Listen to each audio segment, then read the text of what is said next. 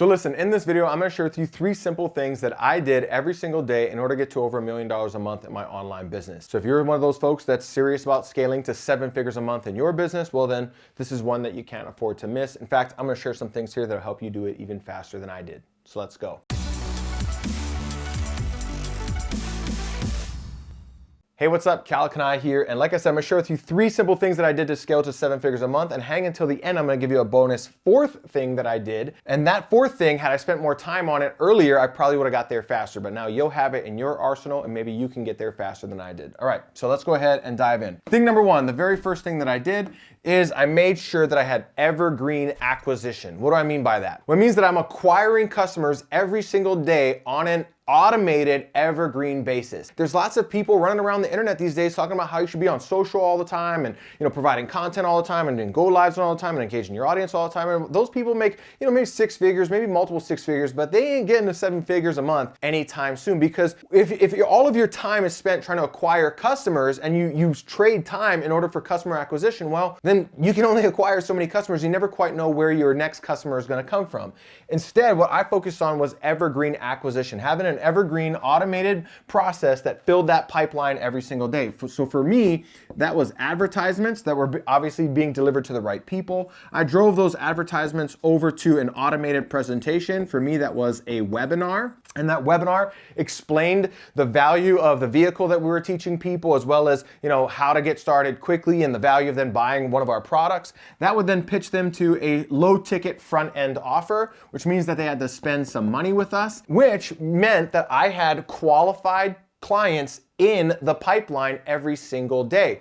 So there was ads running, there was a presentation that was going on. At the end of that presentation, they could spend that money, and when they spent that money, they became a customer inside of our ecosystem, to which we could then sell them more stuff. Now, of course, there's gonna be people out there that say, oh, well, you shouldn't do the whole webinar thing, and you shouldn't do the low ticket thing to the high ticket thing, and you should just go straight to an application. There's all sorts of people saying all sorts of different things. Here's the thing that I'm gonna say is that I don't think that it really matters which process you use. I think it matters which process you commit to, because all of those different processes are going to work. It's just which one do you want to fully commit to and keep working until it works for you, right? So for us, it was this. We had ads, went to an automated presentation, people spent some money on the front. That became what we considered a qualified prospect because they had spent a little bit of money. So we knew that they were likely to spend more money in the future. And that leads me to thing number 2. So the number 2 thing that I did every single day was make sure that we were actually selling to those new customers that we were acquiring. So when somebody spent a little bit of money with us on the front coming off of that presentation, it qualified them for a phone call. Now, when I got started in my business by myself, I did all of the phone calls myself. But obviously, to get to 7 figures a month, I didn't have the time to do that. So over time, I built a sales team of a handful of people who were then taking phone calls every single day. So people were seeing ads, watching a presentation, spending a little bit of money, coming into our ecosystem, and then we were telling them, hey, book a call with somebody on our team so we can figure out how to get you, if there's any way that we can help you get to your goals a little bit faster. We got on those calls, and on those calls, we walk people through, obviously, a consultation. And then if they were qualified, my team is making a higher ticket offer, $10,000 plus. So every day, this is happening on an evergreen basis. Every day, this pipeline is being filled, right? And we're filling it up every day with more and more folks. As part of that pipeline, they're coming in, they spend a little bit of money, and then further into that pipeline, they have a phone call. And down here at the bottom, we have our best customers, right? And again, this pipeline is filling every day on an automated fashion. So every day people are coming through the front door, every day people are booking calls. Here's what I did next. So thing number 3 is make sure that I kept all of the people that were in the pipeline engaged and continue to make offers to them every day. So I know some people are gonna say, well, oh man, I hate making content. I don't wanna be, a content machine and all that sorts of stuff. Well, listen, I get it. Even today in my business, sometimes I get burnt out on content and I need to take a break for a while. Got it, no problem. When I say keeping them engaged with good quality content and then making more offers to them, basically what I'm saying is you don't even have to create all of the content yourself. We don't. Oftentimes, if I'm taking a break from creating content, we'll go out and curate content that's already out there on the internet, stuff that other people are publishing, other people are sharing, and we will basically repurpose that content, share it with our audience, send it over to them, and we're still maintaining that figure as the trusted authority because we're the ones that are connecting them with possible solutions to their problems. problems. Now,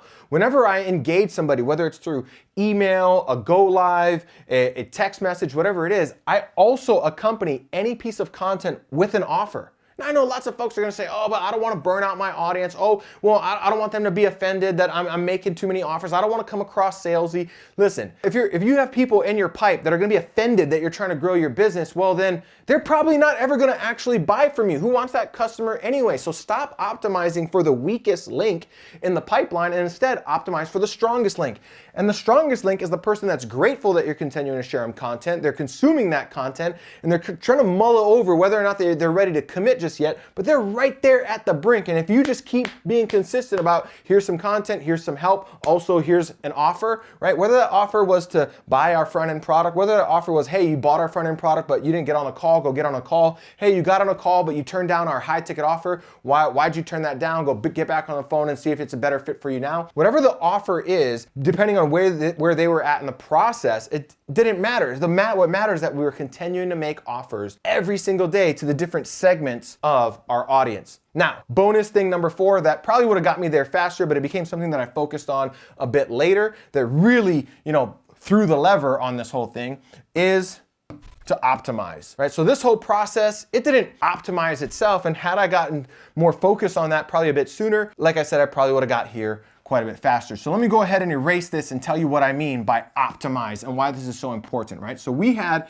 advertisements that were bringing people over to a webinar like I talked about, and then people had to spend a little bit of money, and then those people would book a call with us. Well, we didn't always have, today we have over 80% of the customers that come through our front door will book a call with our sales team, over 80%, and over 90% of them show up on time for that phone call. But we didn't start there. Instead, we started out somewhere around the 65 to 70 percentile range, meaning people came through the front door and only about 65 to 70% of them booked a call with our team. So we worked on optimizing emails, optimizing text messages, explaining to them the benefit of getting on the phone with our team a bit better so that we could get them to actually book that call. So that was the next step here, the call. Then we didn't always have 90% show up rates on our phone calls. Instead, it used to be a lot closer to like a 70%, right? So we'll say show rate here. It was a lot closer to like 70%. And so what we did is over time, we kept optimizing that. We kept basically, optimizing the emails, optimizing text messages,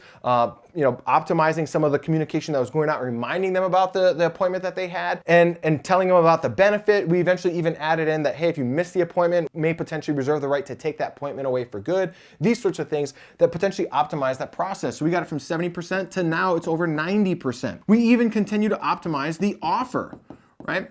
When people told us that our high ticket product wasn't what they were looking for, they declined. We asked them questions. We polled our community. We polled our email list. We asked for feedback about how we could do it better. And we continued to tweak things like the guarantee. We continued to tweak things like taking some of their things that they were worried about, their fears, and adding additional bonuses that would, cover those fears, basically, keep them covered there. And so we tweaked the offer over time and eventually got it to just completely cranking at high volume every single day. So listen, no matter what your business is, you probably have some sort of a process, right? That people do step 1, and then they go to step 2, and then they go to step 3, and then they go to step 4, and then they go to step 5, or whatever it is. So if you want to grow your business by, let's say, 50%, and you're trying to hinge that whole thing on, well, we're going to get 50% more sales, we're going to close 50% more clients, or we're going to get 50% more people into the funnel, well, then you're trying to hinge the future of your business on one thing. Whereas what we found is it's much smarter to actually make little tiny lifts at every single step of the sales process, right? Because if I can get a 10% swing here and a 10% swing here and a 10% swing here and a 10% swing here, I'm gonna get much more than a 50% lift because that 10% keeps cascading over into the next. And then it's much easier to get a 2 to 3% or a 5% swing at each one of these steps than it is to try to get a giant 50% swing at any one step, right? So optimizing the business became the big bonus that helped us continue to grow the revenue a lot faster with less effort ultimately. It brought down the cost of us acquiring a customer, it increased the margins, and it increased the amount of effort that was being deployed in the overall process in order to make this work. So those are the 3. Make sure you have Evergreen Acquisition. You're filling that pipeline every single day with people. You're selling every single day. You're keeping that audience engaged and continuing to make offers to them depending on where they're at in the process. And of course, go back and keep optimizing this thing until it becomes the 7-figure dream engine that you want it to be. If you like more content like this and you want to see more of it, make sure that you click like, go ahead, click subscribe, join the Bell Squad, get notified every time that I roll out new content. I'm dropping videos every week to help you get more success in your life and your business. And of course, drop a comment down below and let me know, did you get help out of this? Did you like it? And what other questions do you have, and how else can I be of service to you? I look forward to seeing you in a future video. Go ahead and subscribe, and I'll see you down the road. Take care.